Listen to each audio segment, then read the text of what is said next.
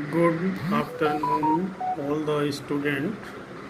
आज हम लोग डिस्कस करेंगे यूनिट नंबर 7। पर्यावरण अध्ययन की वह यूनिट है जिसमें हम लोग पढ़ते हैं ऊर्जा के उपयोग का पर्यावरण पर क्या प्रभाव पड़ता है, क्या क्या इफ़ेक्ट हैं उनके बारे में आज हम डिस्कस करेंगे। तो इम्पैक्ट ऑफ एनर्जी वो जैसा है, आप देख रहे हैं impact of energy uses on the environment. Okay, on the environment, on the environment. तो ऑन द इन्वायरमेंट के बारे में अब उसमें ये आता है कि भेद्यता या असुरक्षा की स्थिति आप कब महसूस करते हैं। तो आप देखते हैं कि किसी विपत्ति के फलस्वरूप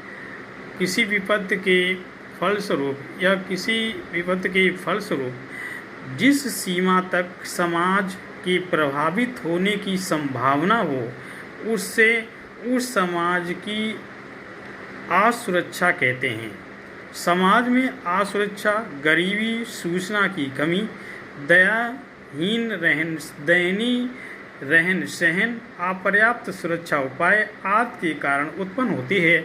जैसा कि आप पढ़ते हैं कि जो हमारी भेद्यता या आपके पास भेद्यता या असुरक्षा की जो आपके अंदर कैपेबिलिटी, या आप ये कहें कि आपके अंदर एक फीलिंग जो उत्पन्न होती है वो इसी कारण होती है। जैसा कि आप देख रहे हैं कि उत्पन्न होती है। अब क्या हुआ कि सुरक्षा को प्रभावित करने वाले कारक कौन कौन से कारक हैं जो सुरक्षा को प्रभावित करते हैं।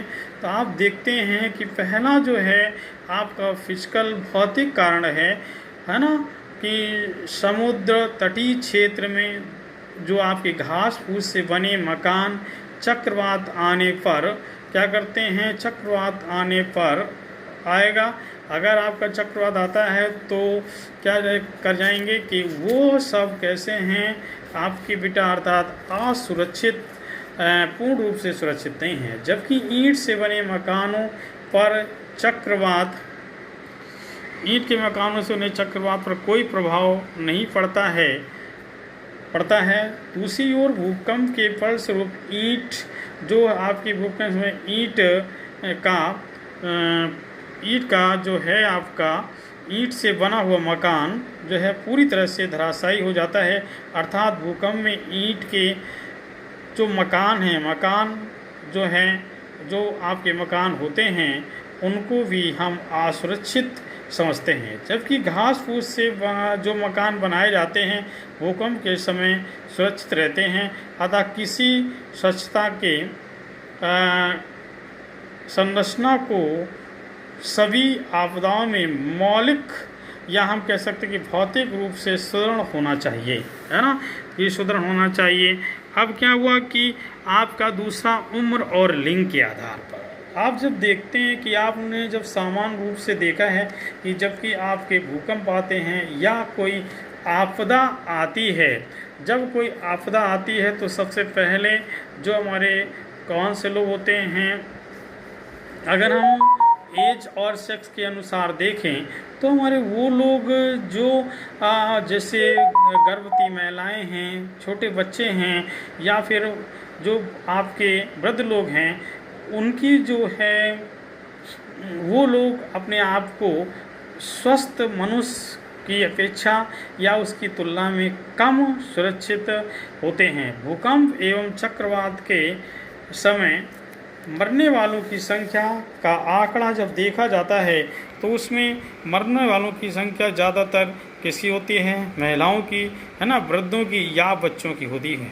तीसरा आता है उसका रीजन कि जितने भी आपके क्षेत्र और भी हैं, जैसे असुरक्षित क्षेत्र में बस्ती, जैसे असुरक्षित क्षेत्र में आपने अगर बस्ती कहीं बसा लिए तो उसके अकॉर्डिंग भी आप देखते हैं कि यह क्षेत्र असुरक्षित क्षेत्र में जो हमारी बस्तियां हैं उनको हम लोग क्या कर सकते हैं कि पहाड़ी क्षेत्र भूकंप और भूस्खलन, जैसे पहाड़ी क्षेत्र हो गया भूस्खलन एवं भूस्खलन में पूर्णतः असुरक्षित होते हैं।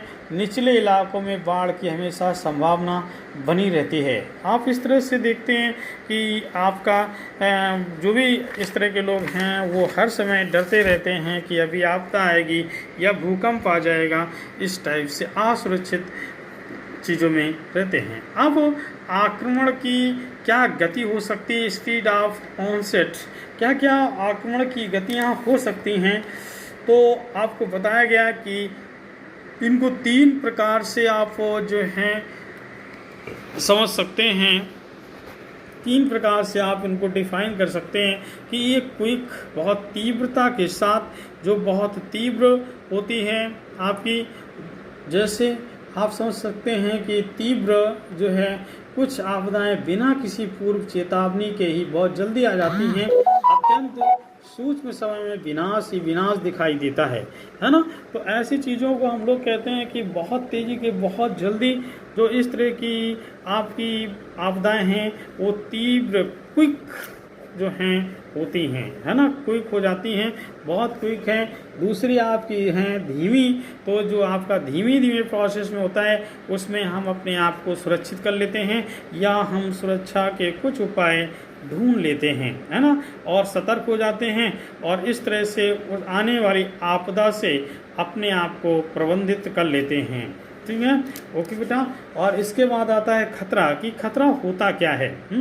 तो खतरा क्या है कि खतरा हमारा किसी क्षेत्र के विशिष्ट, वो कह रहा है कि किसी क्षेत्र में विशिष्ट तीव्रता की आपदा के कारण, जो आपदा है आपकी, आपदा के कारण हमारी जो संभावित हानियों जैसे मृत्यु, है ना, और आपके पास घायल, संपत्ति, आर्थिक, ठीक है, कार्यकलाप आदि की माप में खतरा रिस्क कहते हैं। इनमें हमारा रिस्क बना रहता है जब वो विपत्ति की तीव्रता उच्च हो और तथा क्षेत्र की भेदता भी अधिक हो, तब उस क्षेत्र में आपदा का खतरा भी काफ़ी अधिक हो जाता है। इसके विपरीत हल्की विपत्ति एवं कम भेदता या स्थिति में आपदा का खतरा भी कम रहता है। आपदा के खतरे को निम्न सूत्र से आप कैलकुलेट कर सकते हैं, जैसे आपदा का खतरा बराबर विपत्ति इंटू वेदना अपान क्षमता। क्या क्षमता रही होगी, क्या कैपेबिलिटी रही होगी, तो आप डायस्टर ऑफ रिस्क जब आप देखते हैं तो देखते हैं हैजार्ड्स वॉलेंट्रीबिलिटी अपान कैपेसिटी, कि हमारी उस समय क्या कैपेसिटी रही होगी। इस तरह से हम उनकी क्या कर सकते हैं, रिस्क जो आपके पास है उसको हम कैलकुलेट कर सकते हैं। इसी तरीके से आपके पास सब अगला टॉपिक आता है कि क्षमता क्या होती है। तो क्षमता के बारे में तो आप लोग जानते ही हैं स्टूडेंट, क्या होता है कि समाज द्वारा किसी विपत्ति के प्रभाव को कम करने के लिए किए जा गए उपायों एवं व्यवस्थाओं की सामर्थ्य को ही उस समाज की क्षमता कहते हैं, कि वो समाज किस प्रकार से उस क्षमता को पूर्ण कर रहा है या नहीं कर पा रहा है। ये हम लोग देखते हैं कि वो करता है कि नहीं। तो जिनके पास ये सारी चीज़ें होती हैं वो अपने आप को सुरक्षित कर लेते हैं, और जिनके पास नहीं होती हैं वो अपने अंदर असुरक्षा का भाव उनमें उत्पन्न हो जाता है। इसी प्रकार हम बहुत सारे सम एग्जाम्पल ले सकते हैं, जैसे आपके पास बहुत सारे एग्जाम्पल हैं कि 70% देखा गया है कि भारत में 70% से अधिक कृषि योग्य भूमि सूखाग्रस्त है ना, पड़ी हुई है ना, और कृषि योग्य भूमि को 12% भाग जो है आजकल भी कैसा है, बाढ़ग्रस्त रहता है। इसी तरीके से कुछ क्षेत्र जो है भारत की कुल भूमि का भाग भूकंप संभावित क्षेत्र में आता है। इस तरह से ये जो है आपदा आ जाती है। तो हमारे जो student mechanical diploma 3rd year और मैकेनिकल डिप्लोमा 2nd ईयर के स्टूडेंट हैं, उनके लिए यस और EEDM के लिए ये टॉपिक महत्वपूर्ण है कि किस तरह से हम आपदा में प्रबंधन कर सकते हैं और उसे रोक सकते हैं। बाय बेटा, फिर मिलते हैं कल नए वीडियो के साथ।